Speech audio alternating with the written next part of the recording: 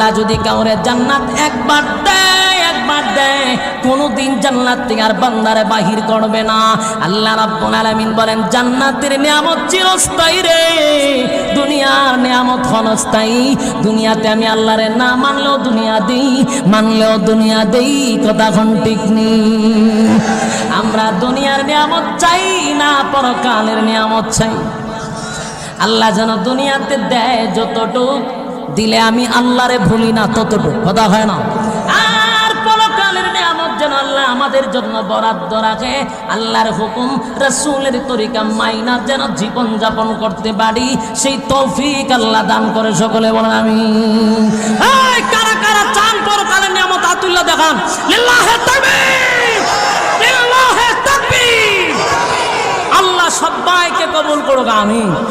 সম্মানিত সুধী, 12:30 বাজে গেছে, অনেক রাত পর্যন্ত যে আপনারা শেষ পর্যন্ত বৈশা রয়েছেন, আমি অনেক খুশি আপনাদের প্রতি, সন্তুষ্ট আপনাদের প্রতি যে আপনারা 12:30 পর্যন্ত মৌমাছির মতো আগ্রহের সহিত আপনারা বয়ানগুলি শ্রবণ করতেছিলেন। আগামীকালকে জুমার দিন লম্বা করার কোনো সুযোগ নাই। আল্লাহ রাব্বুল আলামিন এতক্ষণ যে বলনেওয়ালাকে বলার তৌফিক দিয়েছেন, শুনলেওয়ালাকে শোনার তৌফিক দান করছেন। দোয়া করি আল্লাহ যেন বলনেওয়ালা শুননেওয়ালা উভয়কে কবুল করে। সকলে বলে আমিন। কথাগুলির উপরে আল্লাহ আমল করার তৌফিক দান করে। সকলে বলে আমিন। আমরা মুনাজাত না দিয়ে একজনে যাব, পারবো ইনশাআল্লাহ। মুনাজাত দিয়ে যাব। দুরূদ শরীফ পড়েন। আল্লাহুম্মা সাল্লি আলা মুহাম্মাদিন ওয়া আলা আলি মুহাম্মাদ।